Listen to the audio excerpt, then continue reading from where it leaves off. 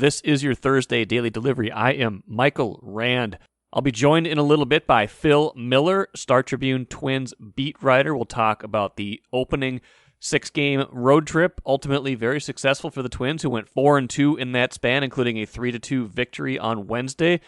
Home opener Thursday afternoon, 3 p.m. against Seattle, weather permitting. Everything's weather permitting in April outside of Minnesota, but we'll see if they get that one in, and we'll see if 10,000 fans are in the stands at Target Field for that game. But first, what did I miss? Got to talk about the Wild today for quite a while, because 8-3 over Colorado demands attention, and I already had them on my radar, and it's kind of a funny thing. So I went into last night's game thinking, okay, the Wild 2-5 against Colorado this season, going into their last meeting of the season Wednesday night at Xcel Energy Center. So I'm like, okay, so what's the storyline here? And there's a lot of things to key into and to key on, because obviously there's playoff implications. There's other things. Really the biggest thing that was kind of standing out to me was the power play for the Wild, and it had been getting better. After an atrocious start to the season. I believe they were 5 for 74 at one point this season on the power play. Worst in the NHL at that pace for sure. And the reason I was keying in on the power play is Colorado's got a great power play. They came into that game last night with, I believe, 33 power play goals, and the Wild had 14. Even with an improving power play, which had been, it was funny, I was researching it, I tweeted something about it. Aaron Sickman from the Wild, who does a great job, he's one of their PR guys over there, tweeted back at me and said, hey, if you look at the game notes, you'll see that they're actually, tied for 6th best in the NHL over the last, month or so, 9 for 43, I think it was at that point, over a 20% clip, getting better. So I was like, okay, I can work with that. I can use that. So I watched the game. They get a power play goal almost right away. I'm like, okay, this is going to help me kind of shift the narrative at least. This is a shifting narrative, not a they're bad at the power play. This is they were bad at the power play. Are they getting better at it? And then they keep bang, bang, bang, bang. 4 power play goals in that 8-3 win. 4 power play goals and 5 chances. That gives them 13 for 48 since March 10th, so about the last month. That's 27%. That'd be good for among the best in the NHL over a full season. So, what changed? I don't know if a whole lot tactically changed. I'll play a quote from Jared Spurgeon here in a minute, just about what the implications are and what they're doing on the power play. Seems like they've simplified a little bit, and some of it's just the evening out of things. Sometimes a sample size of 74 seems like a lot.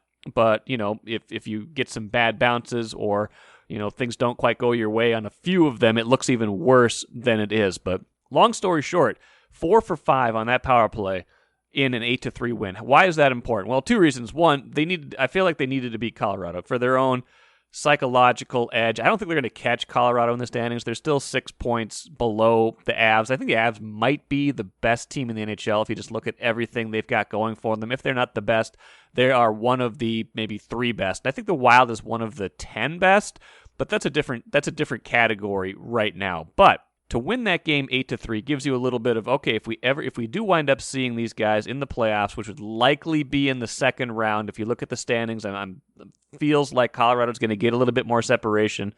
The Wild keeps going on this trajectory. Vegas keeps going on their trajectory. It's going to be Wild against Vegas in the first round, then Colorado against whoever gets the 4 seed. But it's important because if you do manage to get past that into the second round, then you haven't had your last, the 3 games before that, Colorado had scored at least 5 goals, a couple of blowouts in there.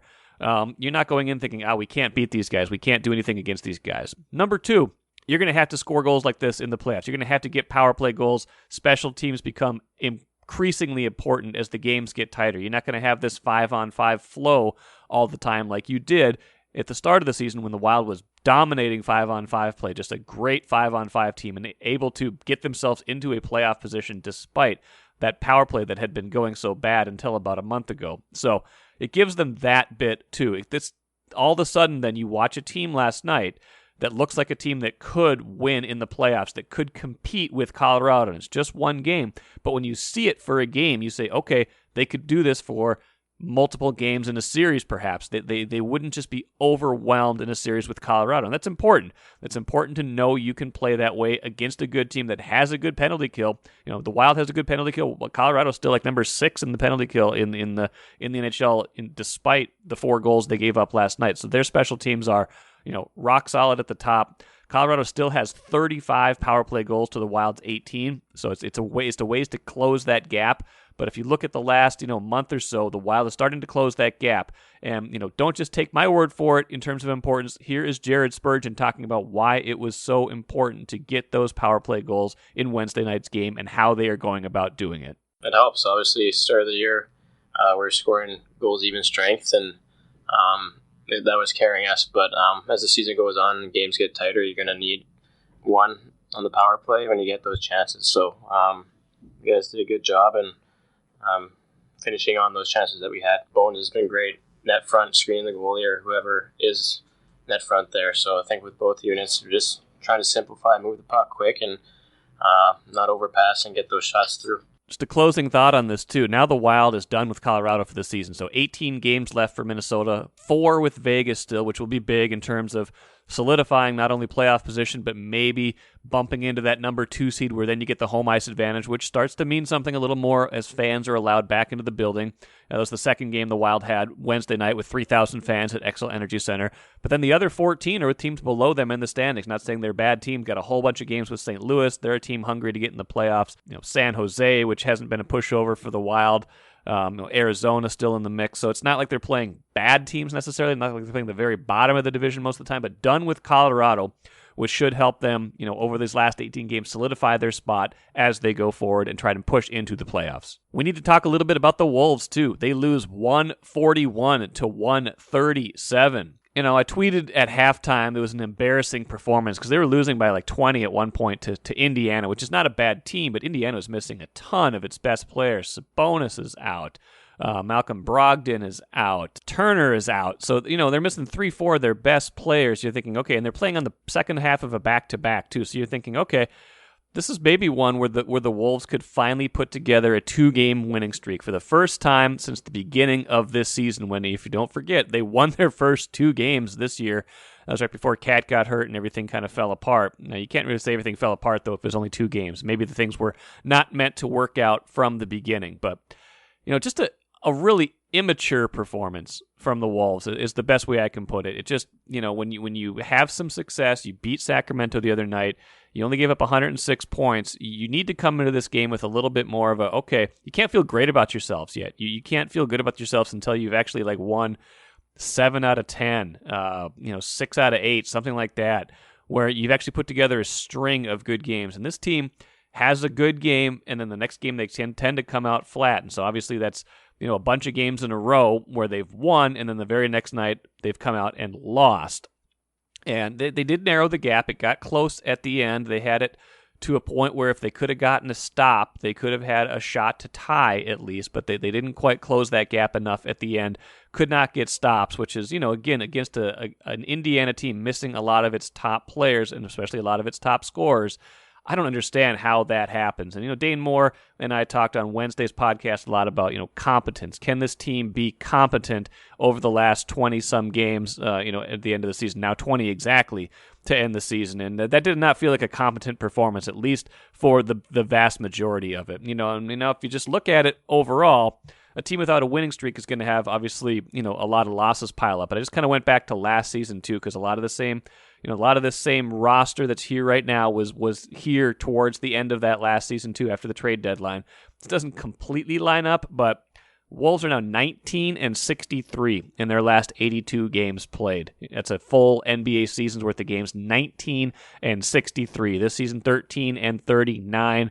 And then you go back to last season, I think they were, I counted up 6-24 in their last 30 last year. So that's a team that is not, put it bluntly, not good, but even worse than that, they can't put together more than one win at a time, and that's really, the sign of an immature team. I should mention, too, huge upset in girls high school basketball. Chaska knocks off Hopkins, ending their 78-game winning streak in the Class 4A semifinals on Wednesday. What a anytime a team has won 78 in a row, they're a prohibitive favorite. Not only number one team in the state this year, number one team nationally ranked by ESPN.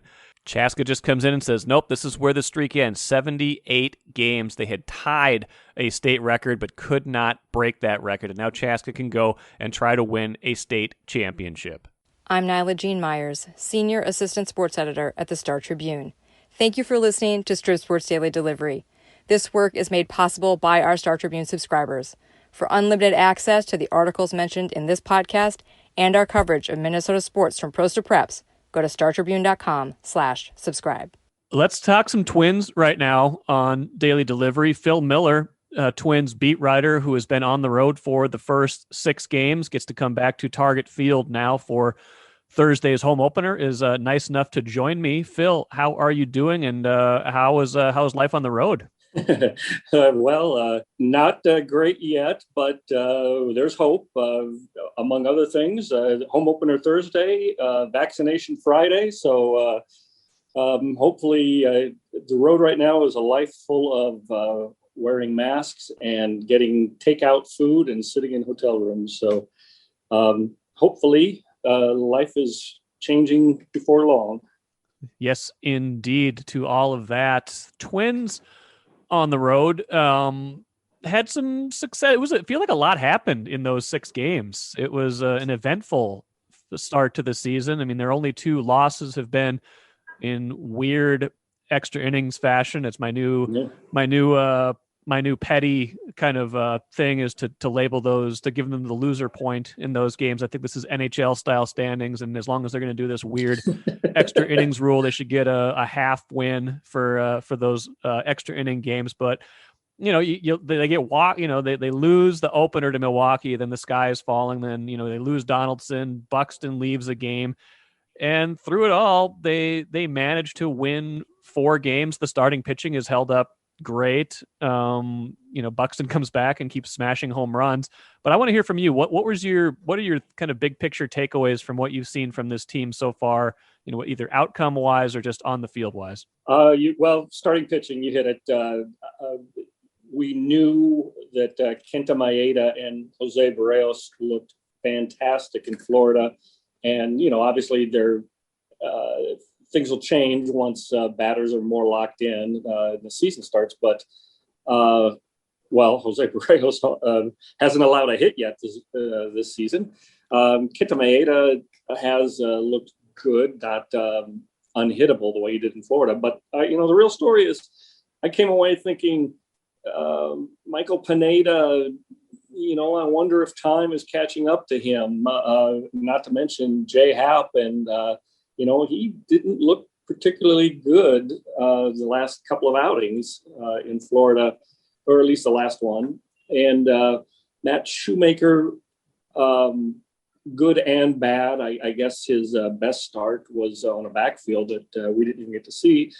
So I thought the rotation was a bigger question mark than the Twins were letting on. And through the first week of the season, that has been proven false. I mean, it's only 6 games, but it took 5 games before they allowed a run the first time through the order. So the starting pitchers were giving them a chance to take the lead early in every game. Both of their losses came in the 10th inning.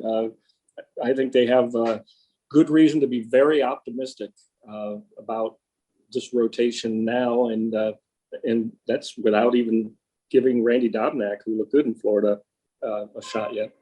You got let me spend a little bit of time on Wednesday's game specifically, because that's an important one. You want to finish. You feel like you play pretty well.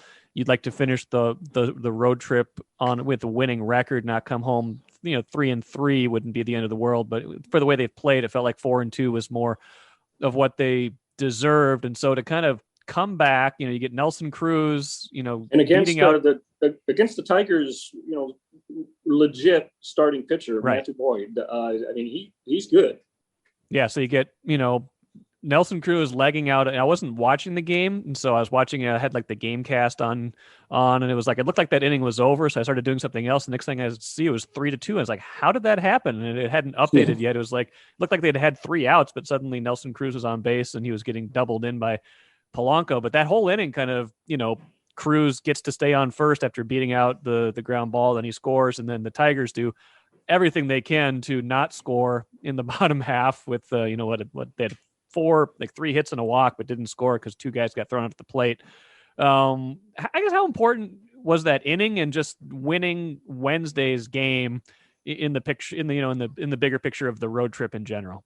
I channel my little league coach from I'm afraid to say how many years ago.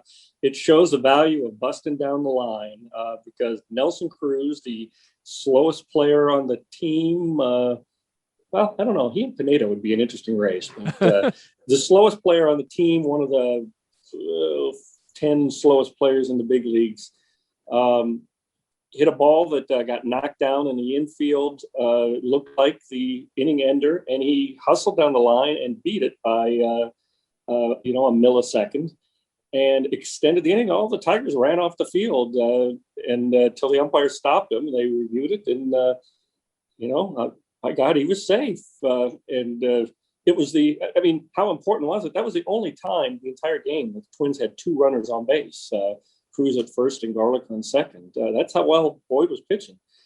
Jorge Polanco comes up and knocks a double on the warning track. And again, Cruz comes roaring around the bases, scores from first base on that without even a close play. He slides across the plate.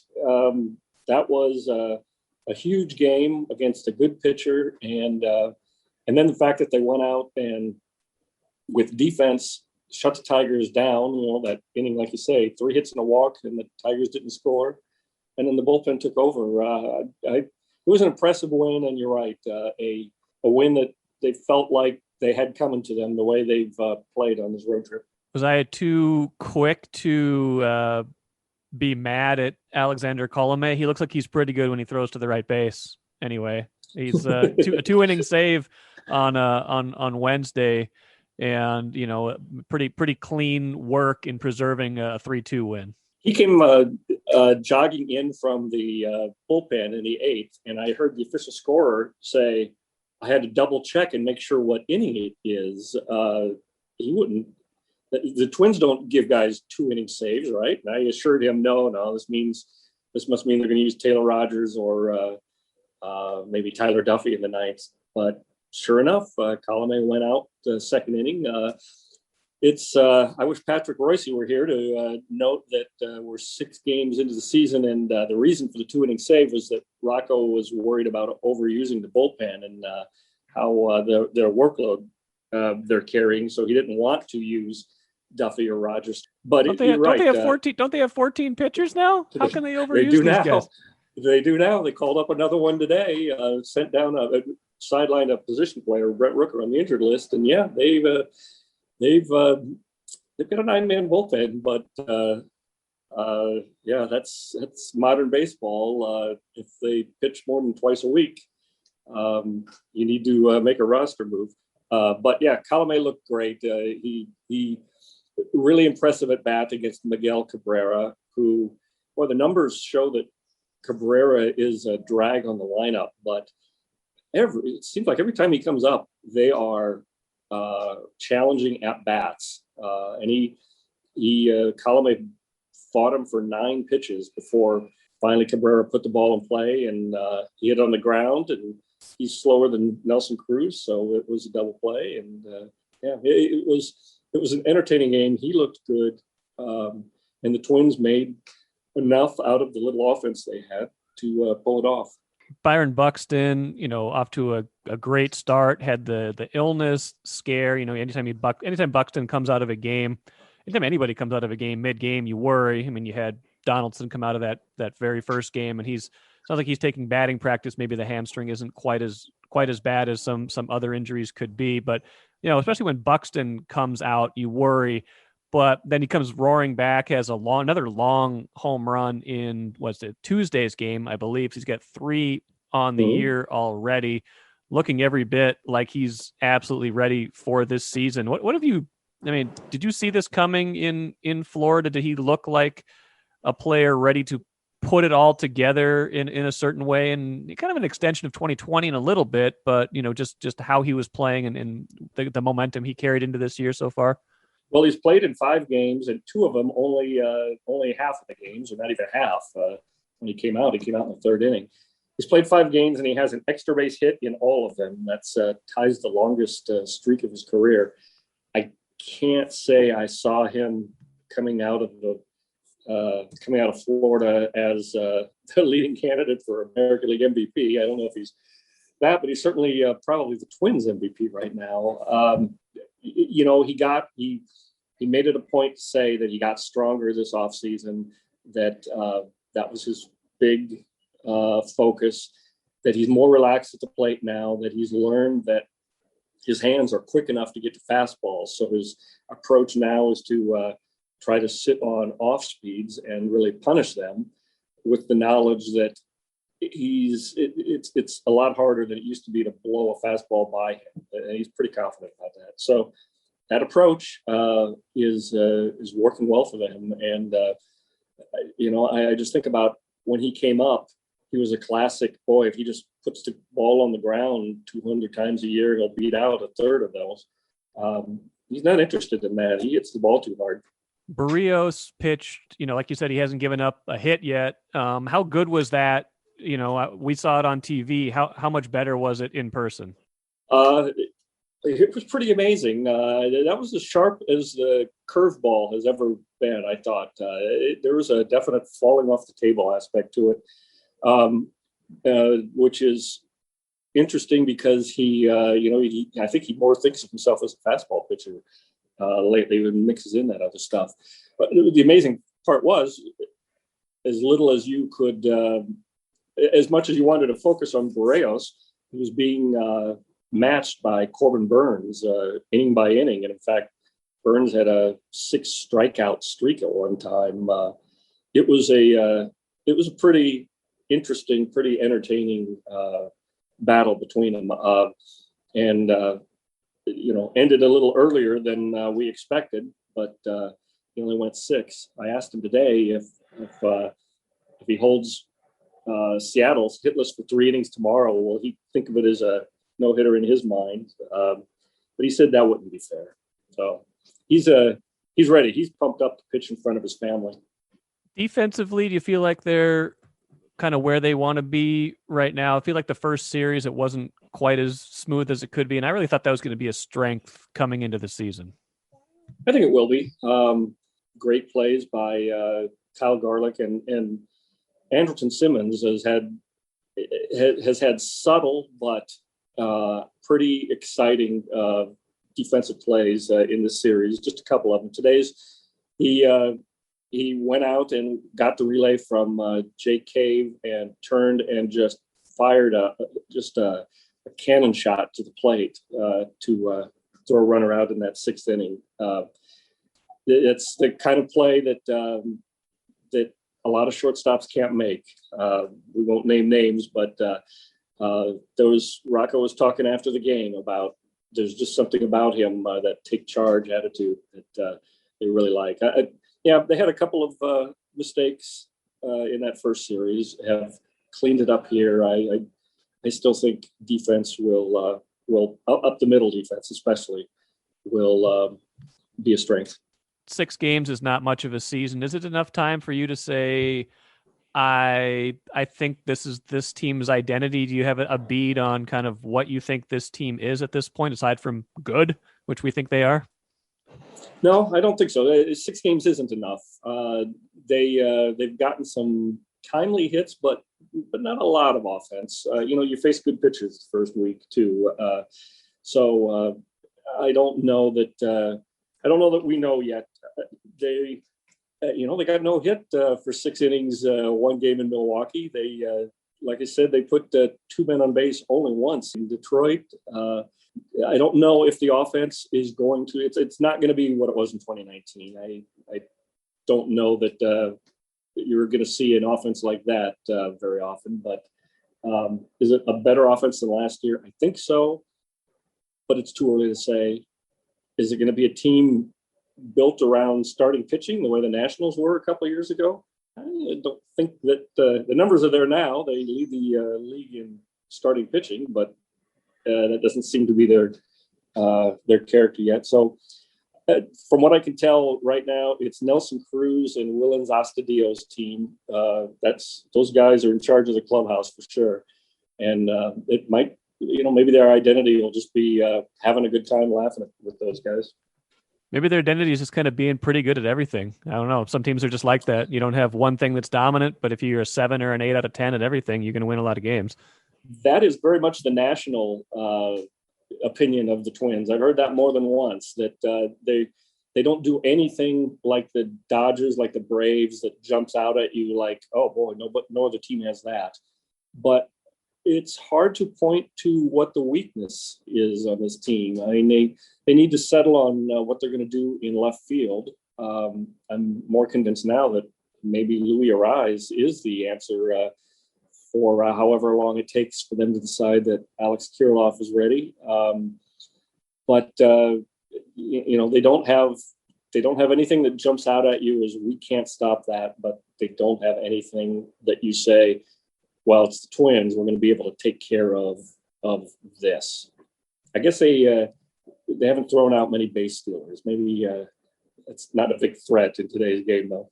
No, it's not. Last thing for you. It seemed like Buxton and Arias, whatever the illness issue was, that seemed like they're clear of that. Do you have any update on Josh Donaldson? Well, not any more than he took batting practice yesterday, and they always like to have him sit out then the next day. Anybody, not just Josh, but so I doubt that he did much today.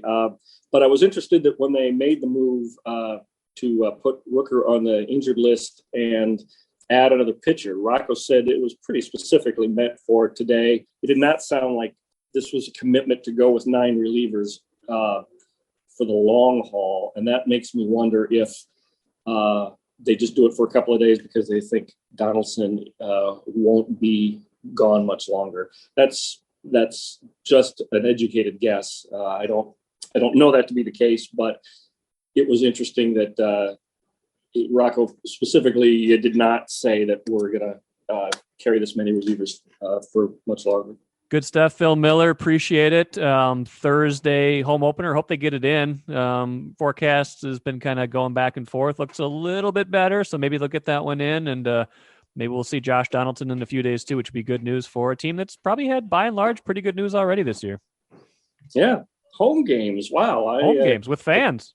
What do you know? I can't wait to see what Minnesota looks like. It's been so long. It was 85 degrees the other day, Phil. You missed it. Sorry. No. Minnesota, I said, Mike. Minnesota. I know it. Well, good stuff. Yeah. Appreciate it. We'll chat with you again soon. And thanks a lot. All right. Thanks, Mike.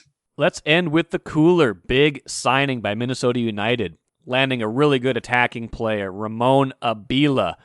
Why is this important? Well, I mean, obviously, the more good players you get, the better you're going to be. And United, the Loons were very close to making it to the MLS Cup Championship last season. But, this is a star league, right? This is a star. Sports are built around stars. You start to build your brand around stars. This guy, Abila, coming from Argentina, just like Emmanuel Reynoso, who was emerging as a star for Minnesota United last year, from the same Boca Juniors team that Reynoso played for last year. If he is anything like Reynoso and they can complement each other in any way, there's going to be a synergy there that's going to be exciting to watch. And when things are exciting to watch, casual fans, not just the hardcore fans, start to pay attention. So let's see how this works out. But it seems like a very important signing for Minnesota United, not only on the field, but in terms of recognition and in terms of the brand that they are trying to build. That'll do it for today. I'll have Randy Johnson on tomorrow to talk about the Frozen Four. He is out in Pittsburgh with 3 Minnesota teams out of the 4 playing in the men's Frozen Four out there. We'll talk about a lot of other stuff too. Hopefully we can talk Twins if the weather holds up. Thanks for joining me today on Daily Delivery. I am Michael Rand.